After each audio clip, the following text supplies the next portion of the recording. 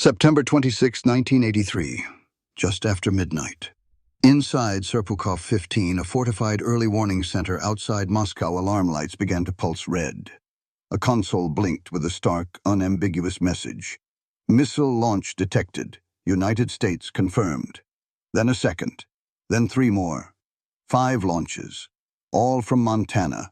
The Oko satellite system, orbiting high above the Earth, had identified 5 Minuteman III ICBMs en route to Soviet territory. The officers in the room froze. This was what they'd trained for, an unprovoked nuclear first strike from the United States. Per doctrine, retaliation had to be immediate. Time to launch less than 15 minutes. Lieutenant Colonel Stanislav Petrov was the ranking officer on duty. He stared at the screen. Expression unreadable. The red lights were blinking. The siren screamed for escalation. The phone to Moscow's general staff was already open. One call, just one, and the USSR would begin its own launch sequence. Missiles would fly. Millions would die. Cities would vanish.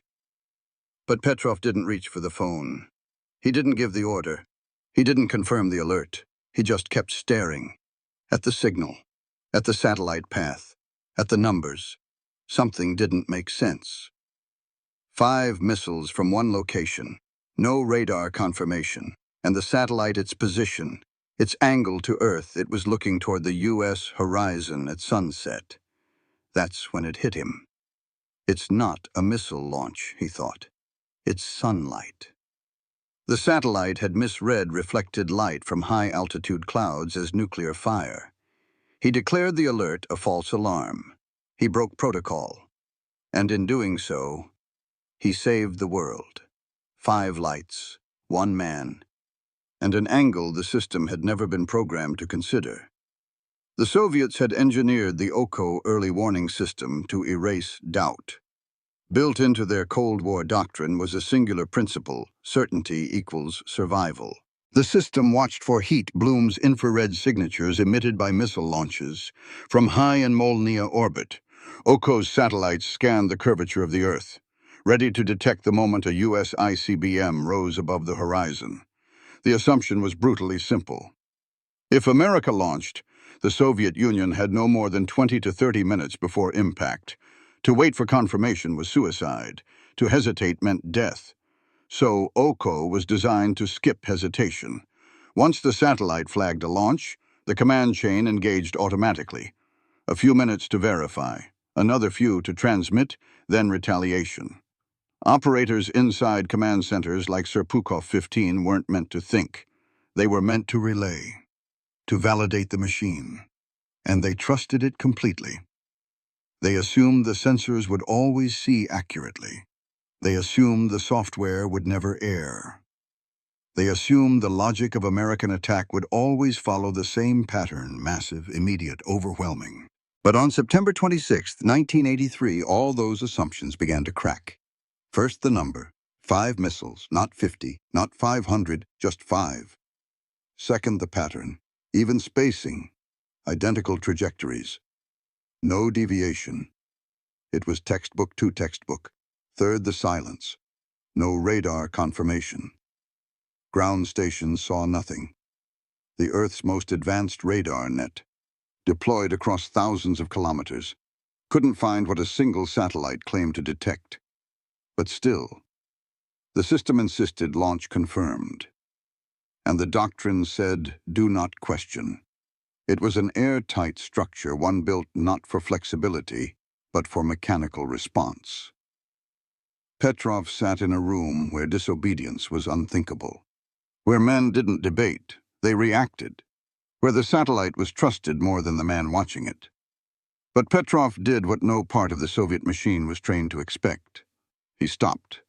He looked at the numbers. And he asked a question no one else dared to voice. What if the satellite is wrong? Because in that room, filled with blaring alarms and blinking lights, the most dangerous threat wasn't American missiles. It was the assumption that the system could not fail. By 1983, the Soviet nuclear doctrine was razor-edged, uncompromising, and rooted in a terrifying premise. He who launches first may not win, but he who waits dies. The Soviet Union had no illusions about American capabilities. They knew U.S. missiles were faster, more accurate, and strategically positioned. With NATO encroaching from the west and nuclear submarines prowling from the east, Moscow believed they were under constant threat of a decapitating first strike, so they developed launch on warning. The idea was brutal in its simplicity. The moment an American launch was detected, the USSR would unleash a full retaliatory strike before the enemy's warheads even hit Soviet soil. It would be a race against the clock. Minutes, seconds. The window for response was so narrow, it had to be automated. That's where the Oko satellite network came in. The Oko system was designed not just to detect launches, but to bypass human hesitation. It was hardwired to believe what it saw. If a launch pattern matched the expected heat signatures and trajectories, the warning would cascade through the chain of command like falling dominoes. No time for politics, no time for questions, no time for confirmation from radar, because by then, it might be too late. The whole doctrine was a calculated bet that American logic would follow predictable lines. A full-scale attack would come with hundreds of missiles. Anything less was assumed to be a technical error or a trap. But this was the flaw in the design. The Soviet machine wasn't built to handle uncertainty. There was no protocol for partial launches, no clause for anomalies, no fallback for confusion. And on September 26, 1983, that inflexibility nearly triggered global annihilation. When Oko flagged 5 missile launches, the system behaved exactly as it was built to. It demanded confirmation. It expected retaliation. It prepared for the worst. But in a twist no one foresaw. The doctrine met its match not from an enemy missile, but from a man with a question. Petrov broke with the chain. He saw what the system could not. That the doctrine so carefully engineered to remove human error had made itself blind to human logic. And in that moment, as red lights flashed and orders awaited, the Soviet nuclear command structure teetered on the edge. Because one man had spotted a fatal flaw, the system was never designed to catch a sunbeam, not a launch plume. And the doctrine, for the first time, found itself staring into the abyss of its own rigidity. September 26, 1983. 0:40 hours. The Oko satellite Cosmos, 1382, was passing over the northern hemisphere. From its high Molniya orbit, it scanned the United States, searching for the thermal signature of missile launches. Then, it locked on. One launch detected. A Minuteman III, rising from Montana. The console in Serpukhov 15 blared with urgency.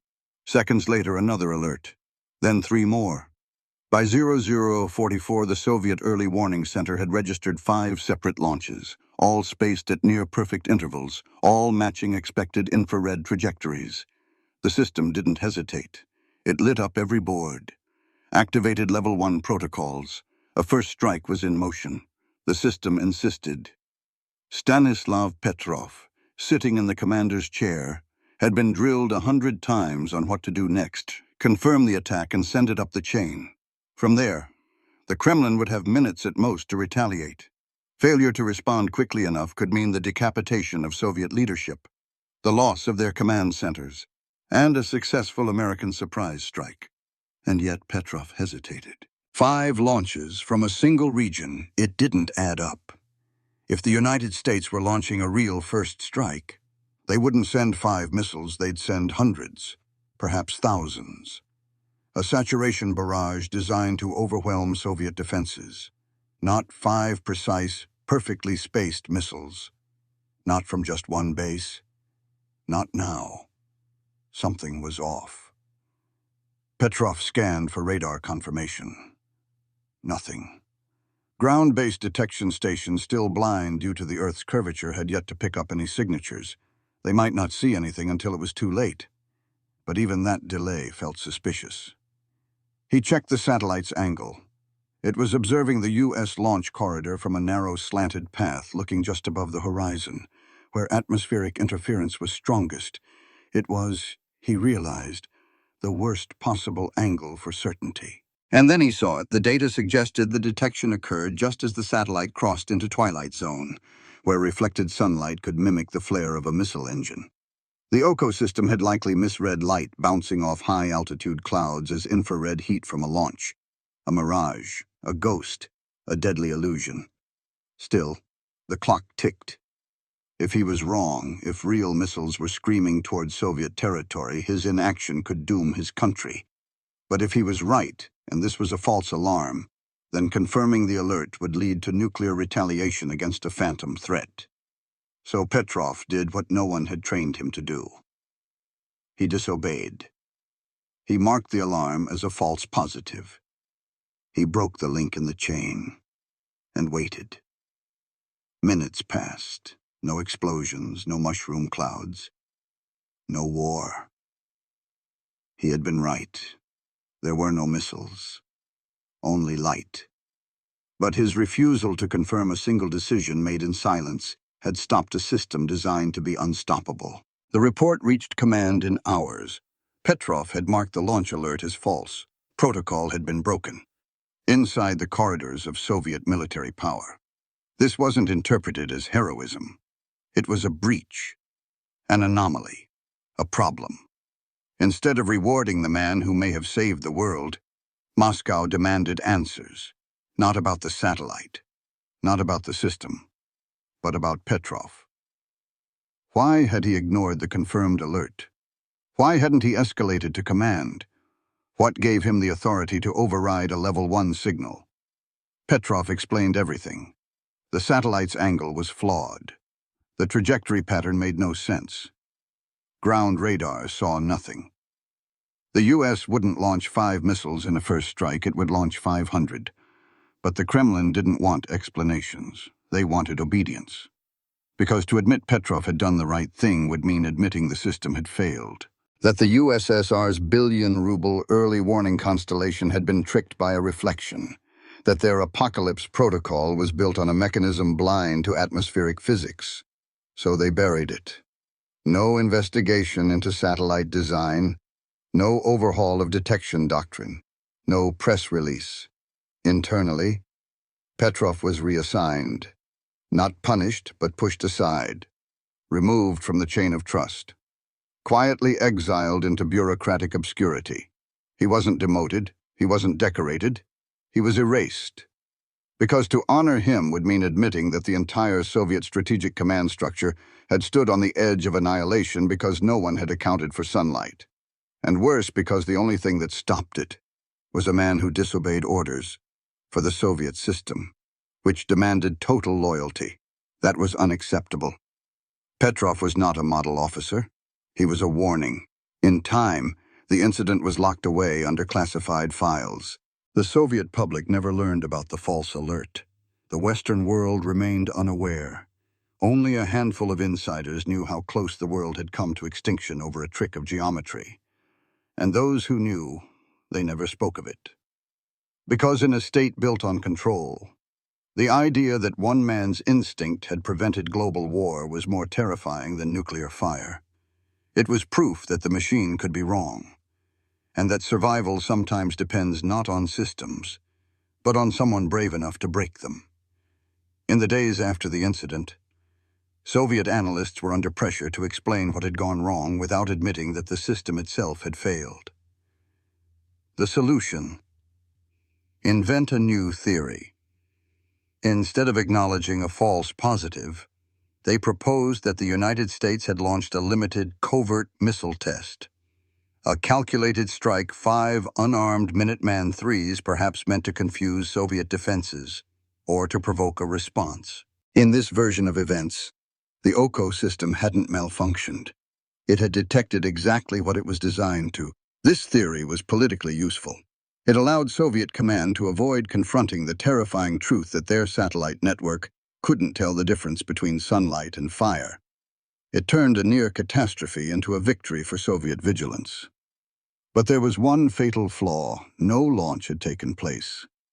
American logs showed nothing. Independent monitors, civilian and military, reported no activity from any U.S. missile base. There had been no test, no exercise, no signal. It had all been an illusion. A false positive generated by a satellite looking across the atmosphere at precisely the wrong moment, seeing sunlight bouncing off clouds and mistaking it for infrared heat. Still, the Soviet command embraced the theory. It was easier to believe that the U.S. had acted provocatively than to face the reality that their billion-ruble defense shield had nearly caused the end of civilization because no one accounted for a sunbeam. Internally, the report was filed. Petrov's claims were downplayed, and the story hardened. The system worked. The operator misjudged. The threat was real, only misunderstood. But behind closed doors, a few senior officers knew the truth. And that knowledge burned. They knew the Soviet early warning architecture had one layer, one detection vector, one set of eyes, and that those eyes could be blinded by geometry. What made the situation more terrifying was that the system had performed perfectly according to its programming. The failure wasn't in the electronics. It was in the assumptions. The software believed in certainty. It treated every heat spike as threat. It had no room for anomaly, no skepticism, no nuance. And so, rather than admit that a system based on that logic was deeply flawed, Soviet command chose to believe something far more dangerous that the Americans had launched, but changed their minds, as doubt crept in behind Kremlin walls. A second theory emerged, this one more insidious than the first. If there hadn't been an American launch, and the satellite hadn't truly malfunctioned, then the failure, logically, must have been human. This theory didn't blame sunlight. It didn't question Oko. It blamed Petrov. According to this narrative, the system had done its job. It had detected valid infrared signatures. The threat was plausible. What failed was Petrov's judgment. He had ignored protocol. He had overridden the system. He had gambled with national survival. This version was useful for two reasons. First, it preserved faith in the machine. Second, it reaffirmed the sacred Soviet principle of obedience to authority. Petrov, they implied, had let personal instinct override state logic. He had acted emotionally, not strategically. If he had been wrong, if even one missile had been real, the Soviet Union could have been annihilated while its counterstrike sat idle. But the system had no proof he was wrong. Because he wasn't. No ground station confirmed launches. No radar saw incoming warheads. No detonations occurred. No American provocation was found. And yet, the narrative persisted. Because the most dangerous truth, the one the USSR couldn't allow, was this: that the survival of the Soviet Union had depended not on its generals, its radars, or its war doctrine, but on a single officer refusing to obey. This theory wasn't about evidence, it was about control. It became embedded in internal memos. Officers were reminded to follow procedure regardless of circumstance. The doctrine hardened, not in spite of Petrov's defiance, but because of it. The state could not reward disobedience, even when it had saved the world. Petrov became a quiet example of what not to do. His name faded. His file was buried. But the men who had stood beside him that night, who had seen his face as the red lights blinked, who had watched him weigh annihilation in silence, they remembered. They knew what really happened. The satellite had blinked. The sky had lied. And Petrov had seen past it. Not because the data told him to, but because his instinct knew what the system never could. Missiles don't fly like that. The sky isn't always right, and sometimes only a human can tell the difference. The Oko early warning system was, in Soviet doctrine, a triumph of engineering proof that the USSR could match or surpass American surveillance capabilities from orbit. It was fast, it was automated, And it was trusted to make the most important decision on Earth as the world ending. But on September 26, 1983, the system revealed its hidden flaw. Not in circuitry, not in software, but in philosophy. The Americans, through NORAD and the Defense Support Program DSP, had long built their early warning systems around redundancy and skepticism. Each satellite report had to be confirmed by independent radar, telemetry, and multiple sources before escalation. Every warning triggered a process, not an assumption. But in the Soviet Union, intelligence did not evolve around doubt. It evolved around decisiveness. The Oko system's satellite Cosmos 1382 was observing from a highly elliptical Molniya orbit. From that position, it had a high chance of viewing Earth's atmosphere at low angles, especially near twilight. Soviet engineers knew this could cause signal distortion, but they hadn't modeled the exact solar scattering effects at that moment. That night, the satellite detected infrared spikes matching the profile of missile launches. The spikes were sunlight bouncing off high-altitude clouds, not rocket plumes. But the system had no filter for that condition, no conditional flag, no human override protocol, just an alert. The engineers had failed to imagine a very specific problem that orbital geometry, solar position, and seasonal cloud formations could combine to simulate a nuclear launch. This wasn't a malfunction. It was a blind spot in design. What made it worse, the Soviets had no real-time cross-confirmation from ground radar. Their stations couldn't see over the horizon. Their warning system relied too heavily on what the satellite said in that moment. Even Petrov didn't have access to full-spectrum satellite telemetry. What he had was a red light, and a pattern that didn't make sense. And still, the system demanded action. That was the real failure. Not that the satellite saw sunlight, but that the chain of command trusted it blindly.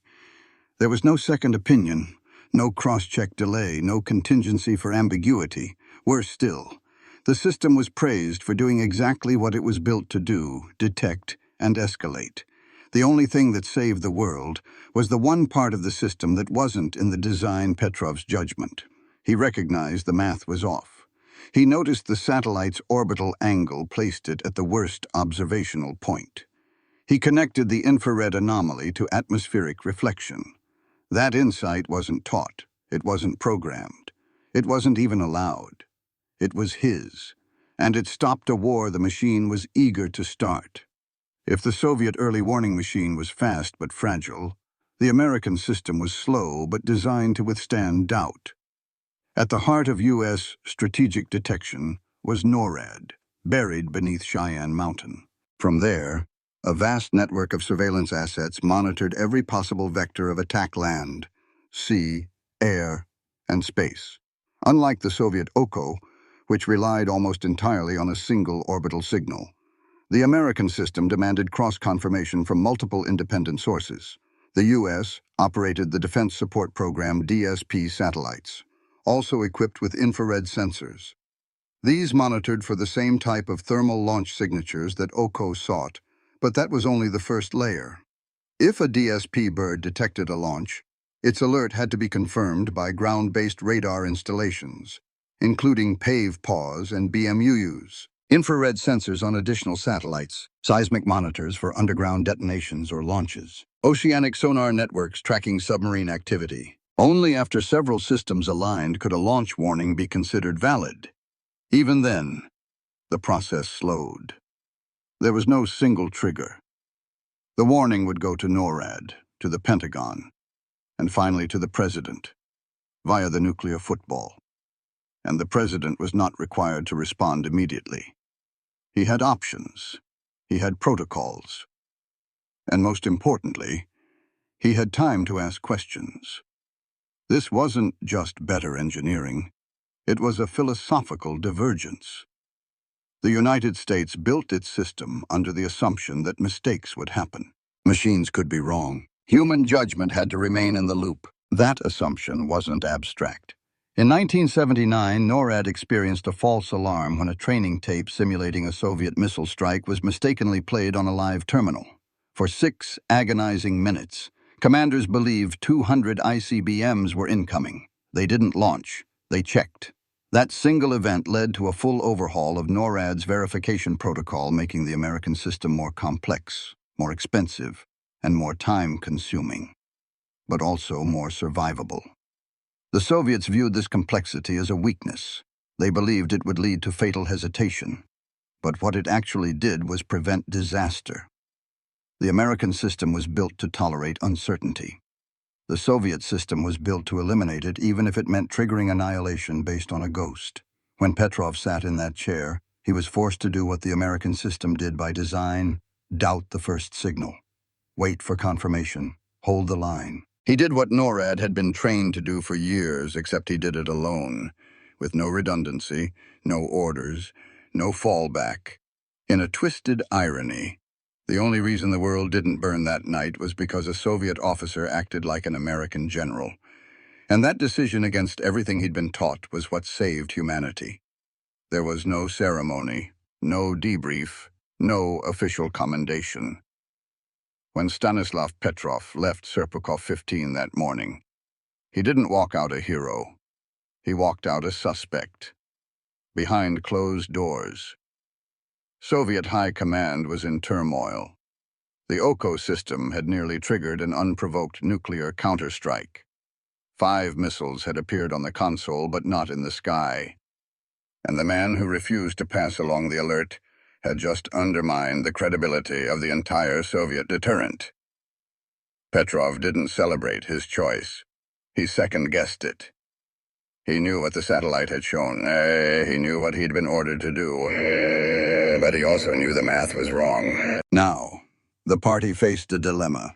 To reward him would be to admit that a single officer had the power and the wisdom to override an entire system designed to be fail-proof. To punish him would expose how close they had come to launching nuclear war over sunlight. So they did what authoritarian regimes always do in moments of systemic embarrassment. They buried it. Petrov was reassigned, not fired, but demoted in everything but title. No mention was made of his decision in state records. His role was obscured, his name scrubbed from internal communications. Colleagues were warned not to discuss the incident. Why? Because what Petrov had done wasn't just outside protocol, it was ideologically subversive. He had questioned the system. He had acted alone. He had overridden a machine designed to act without conscience or doubt. And worst of all, he had been right. That simple fact humiliated Soviet doctrine. For years, the USSR had touted its nuclear readiness as absolute. Their command structure was to be trusted implicitly. The early warning system was said to be impervious, automatic, and immediate. But now the truth sat in a classified drawer. A satellite mistook sunlight for fire. And a man, just a man, had stopped Armageddon, even within the military. Whispers spread. If one officer can stop a launch, how many might hesitate next time? What had been designed as a fast, flawless retaliation system now carried the stench of uncertainty. Petrov had exposed the truth behind the red lights that certainty was an illusion, and the machine wasn't so perfect after all. He had won the most important battle of the Cold War, a battle against protocol. But the victory had no medals, no monuments, no glory, just silence. In the end, the USSR didn't just bury the story. They buried the man. And in doing so, they ensured that the most important moment of the Cold War would be remembered only if the world was lucky enough to survive it. The Soviet Union had always prided itself on discipline, hierarchy, and machine precision. Its nuclear doctrine was engineered for clarity, not interpretation. No room for subjectivity, no allowance for pause. Petrov shattered that illusion not with protest or rebellion, but with a quiet, internal decision: I don't believe the machine. And that was unforgivable. Because what it meant deep down, at the heart of Soviet strategic planning, was that the system wasn't just flawed. It was incapable of distinguishing reality from illusion. Worse still, It revealed that the doctrine itself, the rigid launch on warning protocol, had built in no space for reconsideration. There were no breaks in the chain, no human filter, just a flowchart that ended in fire. When the Kremlin learned the truth, they didn't issue reforms. They didn't halt the system. They doubled down. Internally, they maintained the illusion of superiority. They framed the incident as operator misjudgment. They continued to build their second-generation Oko satellites with better sensors, wider field of view, and more aggressive filtering algorithms. But none of that addressed the real problem. Because the next time might not be Petrov. The next officer might follow protocol, might trust the machine, might launch the missiles. And that frightened even the men at the top. Within the general staff, quiet discussions began. Not public, not official, but filled with questions no one had dared ask before. What if the enemy doesn't strike first? What if we're wrong again? What if the greatest threat isn't the missile, but our response to it? The Soviet Union had survived a war that never happened. But the realization came with a heavy cost. Their deterrence strategy had almost worked too well. The missile crews had obeyed. The officers had readied the system. The satellite had sounded the alarm. And yet there was no threat. The doctrine had performed perfectly, and it had nearly ended the world. From that moment on, trust in the machine never fully recovered. It remained buried quiet, unspoken, but the shadow lingered. Not just over the radar screens, but over the very soul of the Soviet defense complex. Because deep down, the men in uniform knew their war plan depended not on truth, but on a satellite that couldn't tell a sunbeam from an ICBM. And that wasn't deterrence. That was a gamble. Stanislav Petrov died in 2017 in a quiet Moscow suburb. No fanfare, no parade, no state funeral. Just a forgotten file in an archive, and a handful of interviews that trickled out decades too late. But the night he sat in Serpukhov 15, the night he disobeyed the system, still echoes. Because the Cold War didn't end in a treaty, or a tank battle, or a mushroom cloud. It nearly ended in a flash of light on a satellite screen. And the man who stopped it had no training manual for what he did, no simulation, no instruction, only instinct. Only doubt, only geometry. He saw the flaw the machine couldn't. He noticed the angle. He understood that the position of the satellite placed it at the precise point where sunlight could mimic heat signatures. And because of that, he hesitated. It was a hesitation that defied doctrine. That broke the chain of command. And that saved billions. In the years that followed, the Soviet Union collapsed. The early warning satellites degraded. The West learned Petrov's name. And slowly, quietly, a truth began to surface. That we owe our lives not to a defense shield, but to an anomaly. And to one man who refused to believe the world was ending. Today, modern missile detection systems are more advanced, linked by AI, real-time cross-checks, and layered redundancies. But still, the danger remains. False positives haven't disappeared. The risk of error hasn't vanished. The margin between peace and extinction is still measured in minutes. And so the ghost of September 1983 still lingers. A red light, a siren, a finger hovering over the phone, and the silent voice of one man who looked at all the data, all the orders, all the pressure, and said no.